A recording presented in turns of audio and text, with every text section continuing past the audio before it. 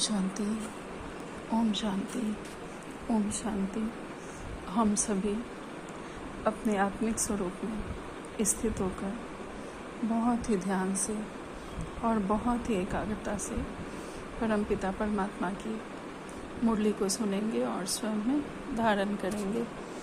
आज 25 जून 2024 की बाबा की साकार वाणी है। ये मुरली का सार है।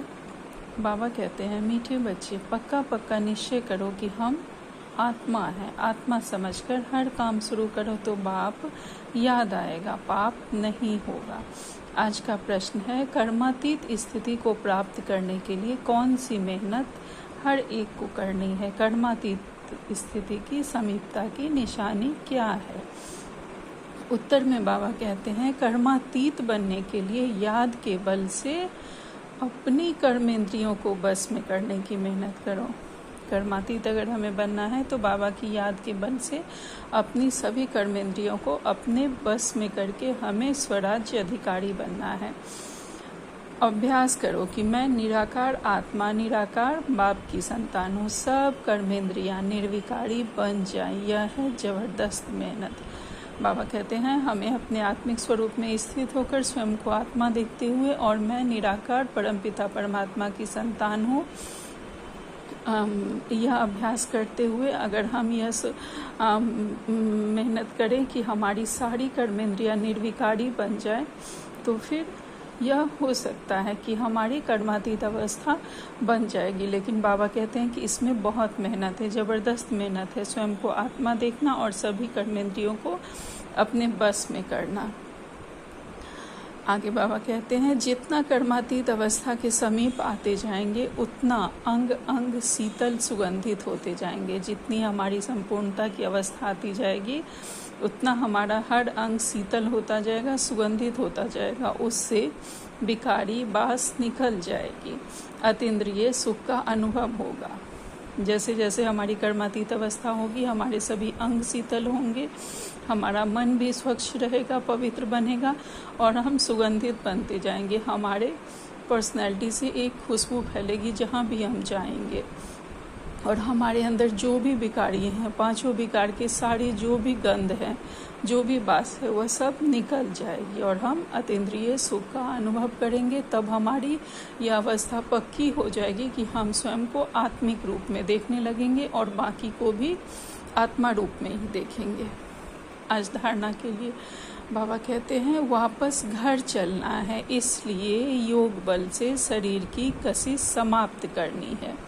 अब हमें वापस घर चलना है तो अधिक से अधिक बाबा से योग लगाना है और उस बल से हमें शरीर की जो भी कशिश है उसे समाप्त कर देनी है।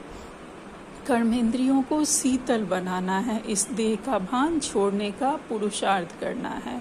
आज बाबा ने हमें वरदान दिया है, एक स्थान पर रहते अनेक आत्माओं की सेवा करने वाले लाइट माइट संपन्न भव।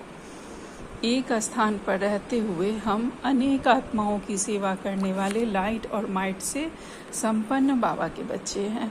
जैसे लाइट हाउस एक स्थान पर स्थित होते दूर दूर की सेवा करता है, ऐसे आप सभी एक स्थान पर होते अनेकों की सेवा अर्थ निमित्त बन सकते हो। इसमें सिर्फ लाइट माइट से संपन्न बनने की आवश्यकता है। हम एक ही स्थान पर रहकर अनेकों की सेवा कर सकते हैं, उसके निमित्त बन सकते हैं। इसके लिए सिर्फ हमें लाइट और माइट से संपन्न बनने की आवश्यकता है। मन बुद्धि सदा व्यर्थ सोचने से मुक्त हो, मन मनाभव के मंत्र का सहज स्वरूप हो। हमारे मन और बुद्धि में कुछ भी व्यर्थ, कुछ भी निगेटिव नहीं आए और सदा हम मन ही मन बाबा को याद करते रहें, इसके हम सहज स्वरूप हों। और इसका सहज स्वरूप हम तब बनेंगे जब हमारे मनसा में शुभ भावना, श्रेष्ठ कामना, श्रेष्ठ वृत्ति और श्रेष्ठ वाइब्रेशन से संपन्न हो, तो यह सेवा सहज कर सकते हैं। यही मनसा सेवा है। बाबा कहते हैं, अगर हम मन मनाभव का मंत्र हम सदा याद रखेंगे, हमारा मन शुभ हो, हमारे मन में सदा शुभ भावना हो, सबके प्रति श्रेष्ठ कामना हो, शुभ कामना हो, हमारी वृत्ति बहुत श्रेष्ठ हो, हमारे वाइब्रेशन बहुत श्रेष्ठ हो, बहुत शुभ हो, जो भी हमारे वाइब्रेशन में है उसको शांति, सुख, पवित्रता, बाबा के ज्ञान का ही अनुभव हो, तो यह सेवा हम सहज कर सकते हैं। हम कहीं भी खड़े होके बहुत दूर तक अपनी शुभ भावना और शुभकामना द्वारा बाबा की वाइब्रेशन फैला सकते हैं। बाबा के ज्ञान, शांति, सुख, पवित्रता, बाबा के हर सुख और शक्ति की किरणें हम फैला सकते हैं। बाबा कहते हैं यही मनसा सेवा है। अब आप ब्राह्मण आत्माएं माइट बनो। बाबा कहते हैं अब हम सभी स्लोगन में बाबा कह रहे हैं अब आप ब्राह्मण आत्माएं माइट बनो और दूसरी आत्माओं को माइक बनाओ।